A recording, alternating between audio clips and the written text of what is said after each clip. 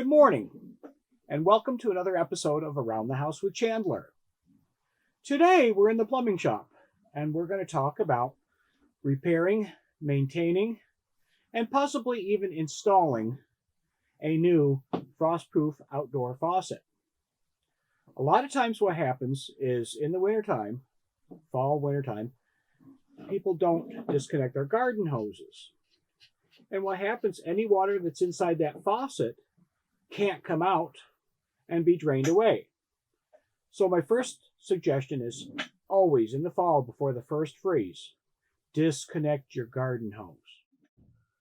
Okay, so what we've got right here is the standard outdoor faucet. And it fails sometimes if it freezes. It could burst here, anywhere here.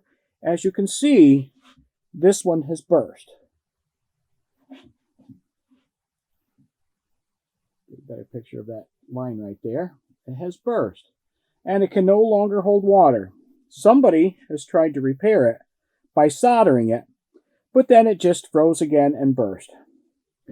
You can see on this one here, this tube should actually be straight, but because of water expands when it freezes, it made this bubble here, and we can see the dark line where it burst. Thus pouring water inside our house, making a mess. Oh, you don't want that issue. So I'm going to show you exactly how to make sure this works correctly. Okay, so in many older homes, what we have is a faucet that looks like this. It protrudes from our house. We hook our garden hose up here, turn it off and on right here. This style of faucet gives you no protection against freezing. The only thing you can do is possibly put a ball valve inside the warm area right here and then open up this faucet to drain out the water. Nowadays, they have these frost-proof silcocks or outdoor faucets, whatever you want to call them, that extend into the warm section of the house. The outdoor section does not retain water because of this vapor release right here. As we open this up, the water pressure forces this plunger up, stopping the flow of water going to this vent cap and allowing the water to come out of our faucet. We shut this off, the plunger drops, allows air to come in and evacuate any water that's stored into this long section of pipe here out through the faucet. Now again, if our garden hose is attached to this faucet right here, the water has no place to go. Especially if it's in the fall and the garden hose is already frozen closed. And therefore, you get this expansion in the pipe, thus breaking off what you see here. Okay, when replacing this with this, we want to make sure that we have a good angle. Now the angle is to allow any water that's stored in here to be tipped. So we want to tip this faucet down. Okay? We don't want it level. We don't want it pointing up. We want to make sure it tips down.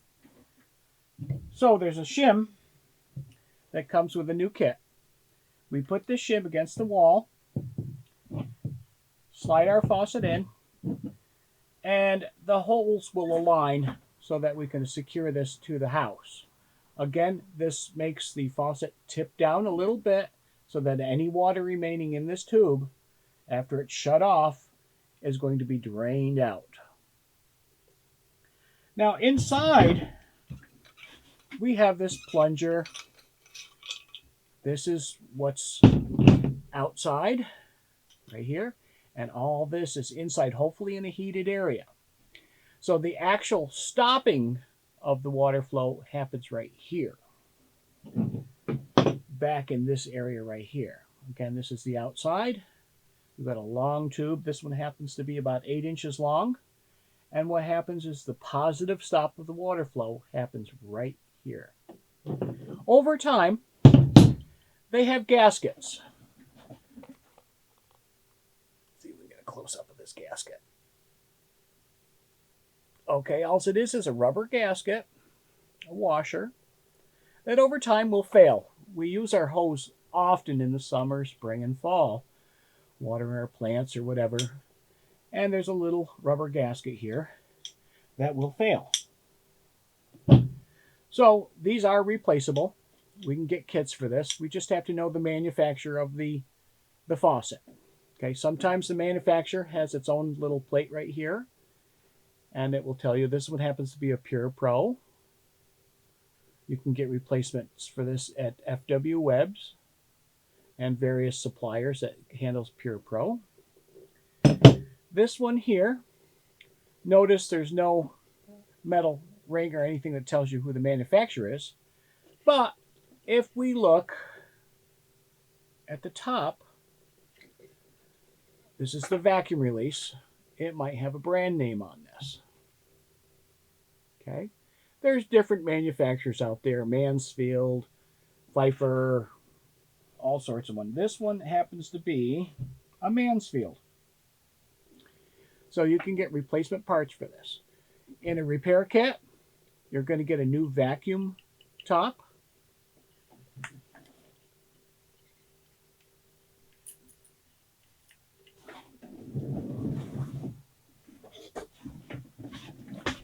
In a repair kit, you're going to get a new vacuum top. This vacuum top should pop off.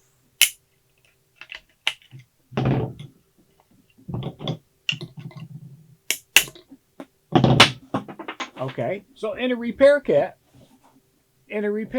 you're going to get some new parts. You're going to get this vacuum top right here. You're probably going to get a new plunger. These happen to be threaded in.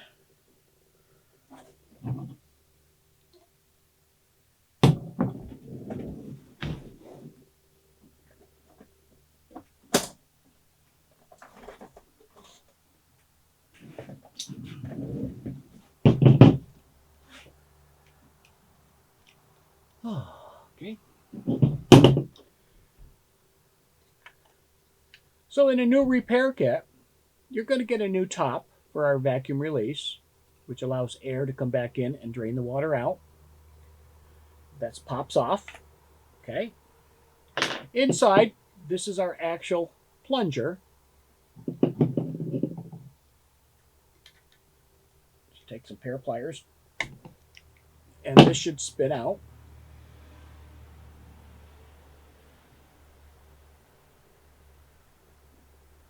Okay. All right, that's our check valve right here. Again, water pressure forces closed, so it doesn't come out this little hole right here. And then when the pressure is released, it allows air in. See how that's going up and down? Okay, and that allows the vapor that's trapped in there, water that's trapped in there, a vapor release. Air is able to go through this hole into the faucet assembly and then out through our attachment. Inside is pretty basic. Not much in there. Again, this right here will slide into there all the way to the end. It screws in. So we're going to get new washer that attaches with a screw right here. Okay.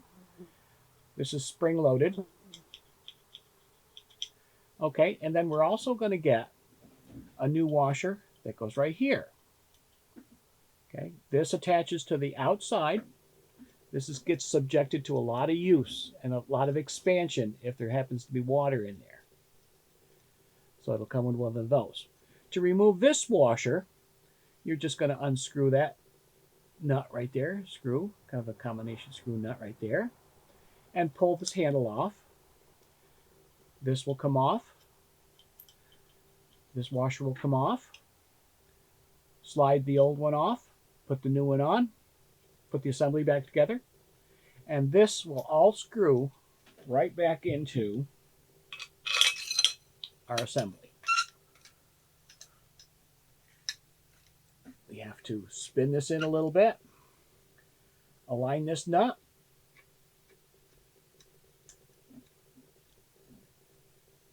and then tighten it down with a wrench. I would recommend keeping this knob off while you're tightening that nut there. All right. And then again, this gets mounted into the wall using our slant adapter so that the top tips down. Okay. And then it mounts into your wall. It's as easy as that. Rebuilding will take about 20 minutes. First thing to remember though, when you're rebuilding a faucet like this, always, always, always turn your water off. If you don't turn your water off, you're going to take a shower. So I hope you enjoyed your episode of Around the House with Chandler in the plumbing shop, talking about frost-proof hose bibs, garden hose faucets, silcocks. There's many, many different names for this. Enjoy your day, and we'll be talking to you soon.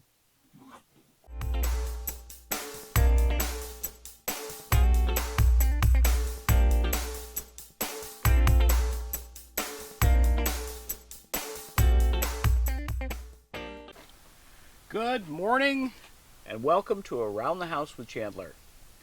Today I have this water heater, and I'm going to do a demonstration on how to test the elements in the water heater. If you have some problems with your water heater, the water heater's overheating or not heating, this being an electric water heater, I'm going to give you kind of a tutorial about how to test the elements and how to replace the element. Stand by and get your tools ready.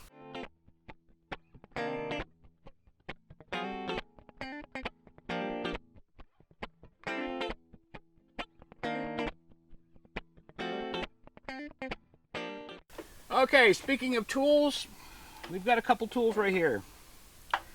This is a multimeter. You can get a voltmeter, you can get an ohm meter.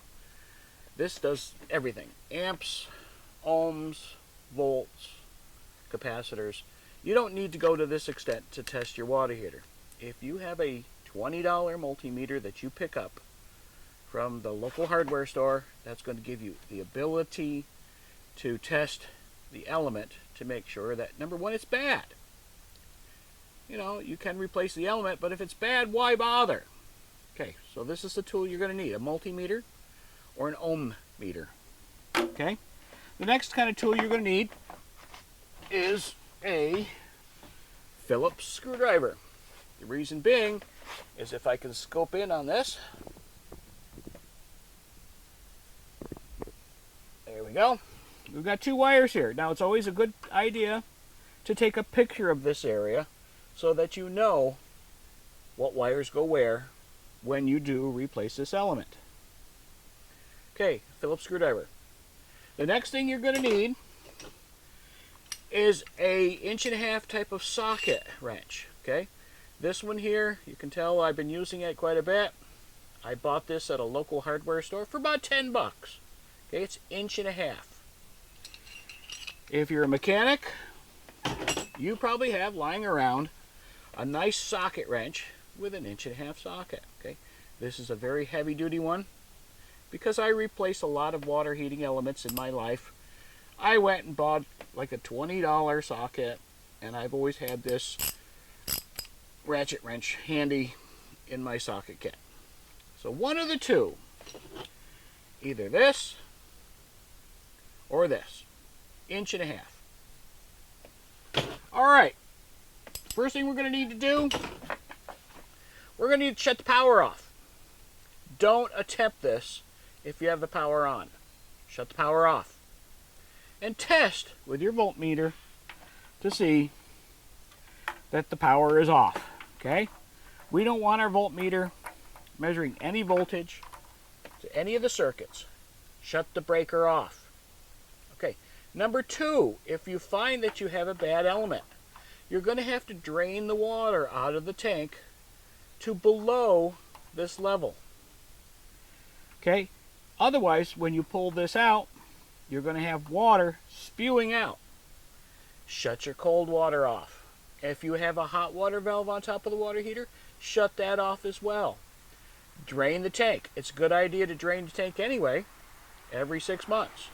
It keeps that sludge from building up on the bottom of the tank and eventually burning out this element, if it's a bottom element. Okay? All right, let's get to the testing procedure. Okay, when testing your element, the first thing that we got to do is remove any wires that happen to be on the element.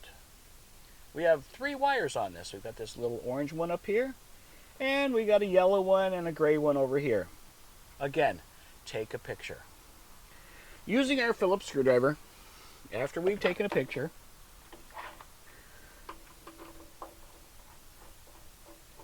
we're going to remove the wires. Just pull them off to the side.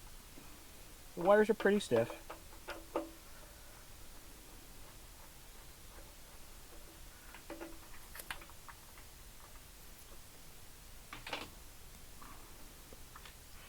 Because this is a digital scale, if we touch the leads together, it's going to go from OL, which means open line.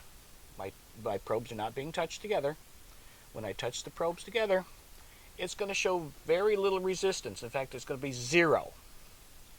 You can test this on a coin if you want to, and it should give you some resistance because we are sending a little bit of voltage through some metal. I can do it on the tank. Right now,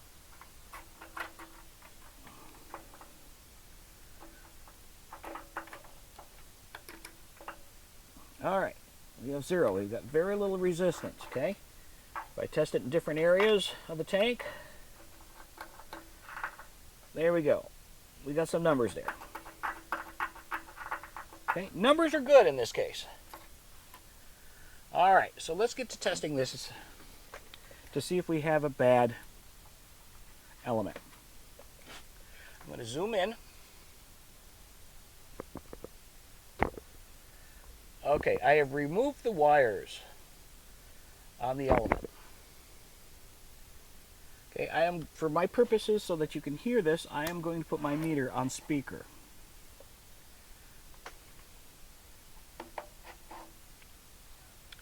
Okay, what I'm going to do to see if this element is shorted, I'm actually going to go to ground. Here we have a metal strip right there. It doesn't matter what color I use for ground. I'll put the black on the ground because I know I'm going to hear about it. And I'm going to take my red probe, and one at a time, I'm going to test where my screws were located. If I have a short circuit on this leg, I should hear, but this leg is good. If I have a short circuit on this leg, I should hear, and I don't. Okay, now we take where the 2 screws were and we put our probes across that. Notice we have, in my case, a speaker going off. In fact, we have approximately about 12.3 ohms of resistance. That's 1,000. 12,000 ohms of resistance. Okay. Now, just for the heck of it, I'm going to put my meter on ohms, the upside down horseshoe. And I'm going to do the same test. I'm going to go across. Okay. I think we had 12,000 ohms. We have 11.8 thousand ohms right now. Notice the speaker's not on, but yet we have some resistance. This is good. This means that this element does not need to be changed. Everything's good with it. Most water heaters have 2 elements. They have one at the top, and they have one at the bottom. Underneath this cover right here is the second element. This is the bottom element. This is the typical element that fails. All right, how do we change this element? Again, let's be safe. Let's shut our water off to the water heater. Let's shut the power off. The power should already be off before we even test this. Okay? Now, we need that 1.5 inch either socket wrench or our hardware store $10 wrench and a cheap old screwdriver. Okay? Got the holes through it. There we go. With the wires removed and out of the way, we're going to put it on the element. Okay, and we're going to counterclockwise. I'm going to use both sides of the screwdriver to give me good leverage. There. Okay, it's loose. Now there's a rubber gasket behind here. Again, we want to make sure that the water level is below this element. Once I have it loose, I'm going to spin it out. Again, there's a rubber gasket.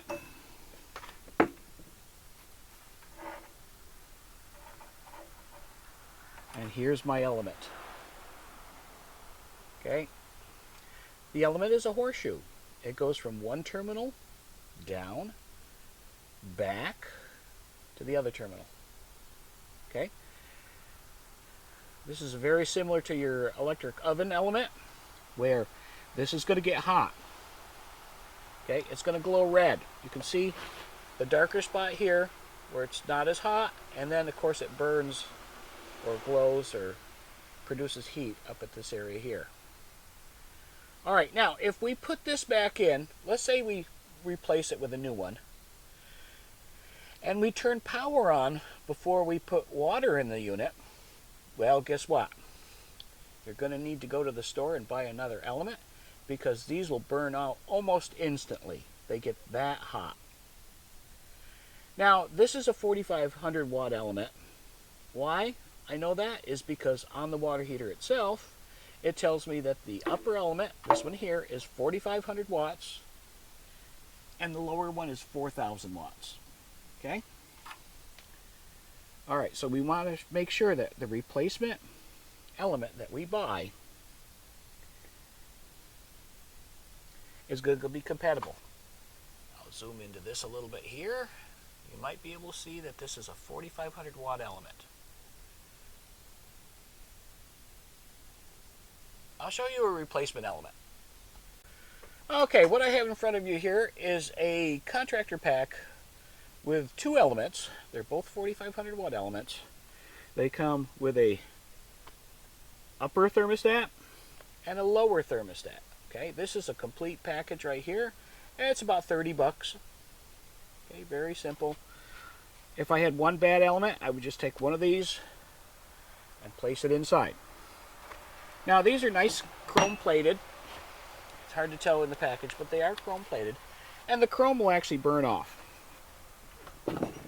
One thing we want to make sure of when we do replace an element is that we get the elements of similar length. These are approximately the same length, because if we get one too short or one too long, the too long one's going to hit the back of the tank before it's actually sealed and watertight.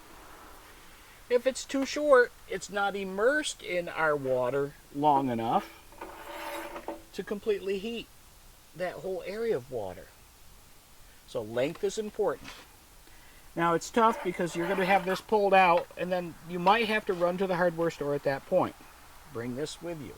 Or if it's in pieces, bring all the pieces with you, or measure it with a measuring tape so that you know that you've got the right elements, the right length, the right watts, 4,500 watt, 4,000 watt, and you'll be all set. Okay. Now what I'm going to do here, because I know this element is good, I'm going to basically just make sure that the O-ring seal is in place and good. This one here, the O-ring seal was still in the tank. So I want to make sure that gets placed back on our heating element.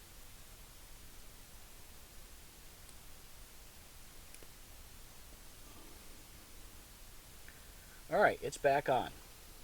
Okay, now we're going to place this back into the same hole. We don't need any type of lubrication or anything like that. The O-ring, the rubber O-ring, is going to make the seal. Okay, once we get that in, hand tight, then use our wrench. Snug it there with your hand tight again, and take our screwdriver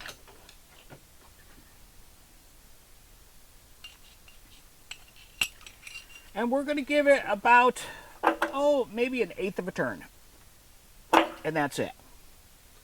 There's not much to bite on with our socket, so it could slip off like it did. That's okay. Just make sure it's nice and tight. And it is. Okay, at this point we can put our wires back on. Again, hopefully we took a picture of where it goes, because it may not line up the exact way it was.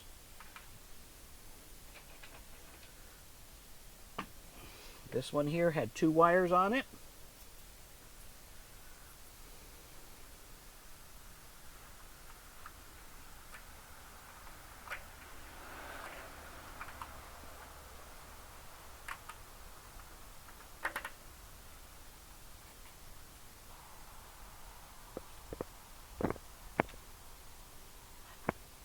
Okay. We're going to put the 2 wires on this one here. Picture paints 1,000 words. And I remember this orange one here went on this terminal.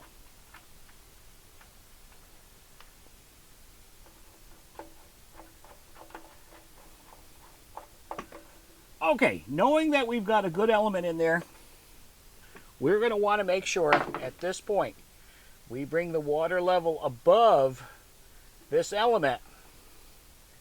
Above this element before we turn the power back on. It's best, if you want to, fill up the entire tank. Okay, fill up the entire tank, open up the hot water, open up the cold water, allow any air to escape out through your kitchen sink. Your kitchen sink is best because it has a bigger port, or even your tub. Not your shower, but your tub. Okay, get that fresh water in there. Okay, at that point, when we've got water coming out of the hot water side of your faucets, we can re-energize the power to this water heater. And approximately 2 hours later, you're going to have a full tank of hot water. So that's the procedure for replacing the element. Okay, if you have any questions about any household repairs that you would like to try to tackle, please drop us an email.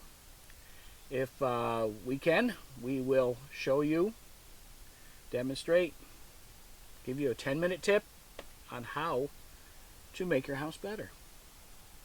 Thanks for watching, and stay tuned for more household tips with Around the House with Chandler. Have a good day.